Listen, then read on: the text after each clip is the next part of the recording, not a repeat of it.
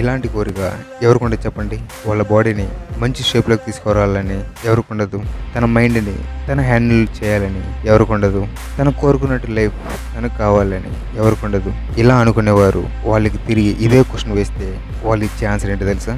మాకు టైం తక్కువ ఉంటుందండి, మేము ఫుల్ బిజీ కదా, మాకు ఓపిక అస్సలు ఉండదు అని వాళ్ళు చెప్పే సమాధానం ఇది. బట్ ఇలా ఆన్సర్ ఇచ్చేవాళ్ళు వాళ్ళ తప్పేమీ లేదు. ఎందుకంటే ఇప్పుడు మనం బతుకుతున్న ఇయర్ 2025లో మనం సర్వైవ్ అవుతున్నాం. మనకు అన్నీ ఇన్స్టెంట్గా వచ్చేయాలి, లేకపోతే అది మనకు వద్దు అనే మైండ్ సెట్లో మనం ఉన్నాం.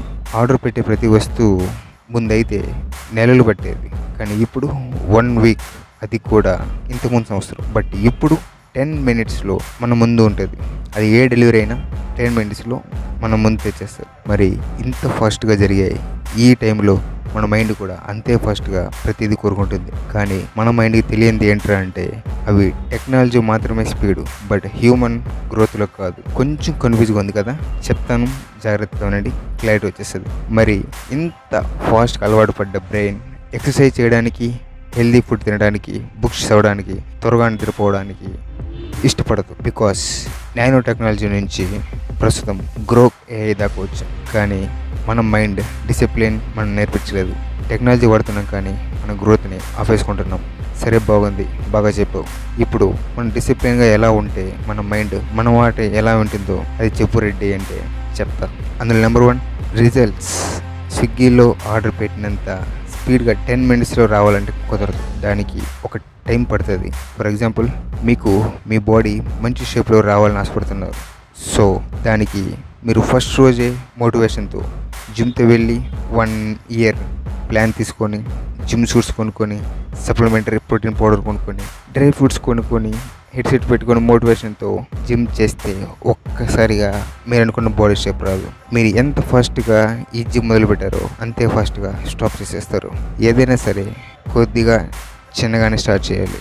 రోజుకి 100 kgs వెయిట్ లిఫ్ట్ చేయాల్సిన అవసరం లేదు. ఫస్ట్ డే నుంచి బిగినర్స్ అయితే 20 పుషప్స్తోనే స్టార్ట్ చేయండి. మీకు అలవాటు అయినంత వరకు రాను రాను పుషప్స్ కౌంట్ పెంచుకుంటూ రండి.